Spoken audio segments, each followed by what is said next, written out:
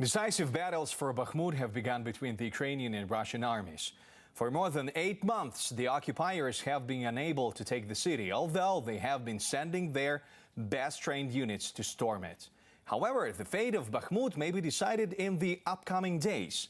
More in our review. The fighting for Bakhmut, which has been going on since last summer, has reached its peak. The occupiers again sent additional forces from the Wagner Group to finally surround the city. And the Ukrainian armed forces have withdrawn several units from Bakhmut, but continue to heroically hold its defense. We salute you because there is no place hotter than here, near Bakhmut. The commander of the Khortytsia operational and strategic grouping of troops, Alexander Syrsky, has visited Bakhmut twice in recent days. Whether to continue the defense of the city was discussed in the commander-in-chief headquarters, chaired by Volodymyr Zelensky this week.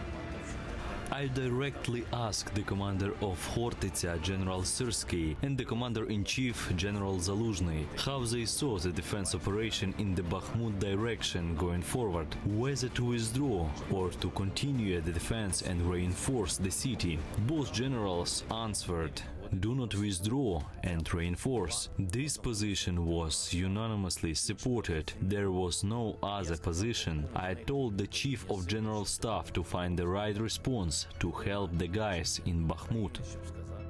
At the same time, NATO Secretary General Jens Stoltenberg does not rule out that the Ukrainian armed forces may have to withdraw from Bakhmut in the coming days. They have suffered big losses, but at the same time, we can not rule out that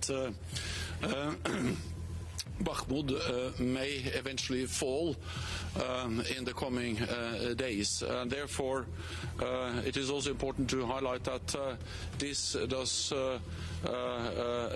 not necessarily reflect any turning point of the war, and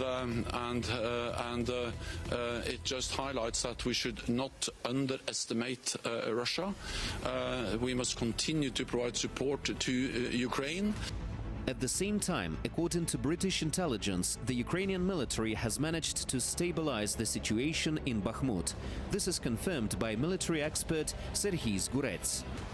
Now we can say that the enemy failed to encircle Bakhmut, and we can talk about the stabilization of the north and south fronts. We are talking about the fact that Ukrainian troops have moved from the east to the right bank, that is, to the western bank of the Bakhmutka river, and are now actually defending across the river. The enemy is not trying to make an advance, attacking across the river, but it is very difficult. In fact, we can talk about a fairly stable supply of our group from the west.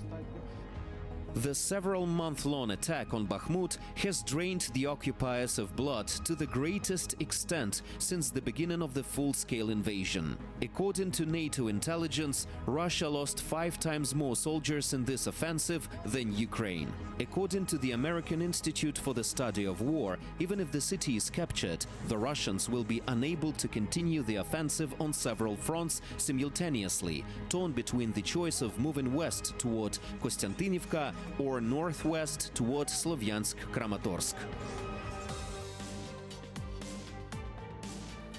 Thanks for watching our YouTube channel. Latest news, trends, and analytics on all about Ukraine. Like, share, and subscribe. Any questions, proposals, and comments, contact us via email.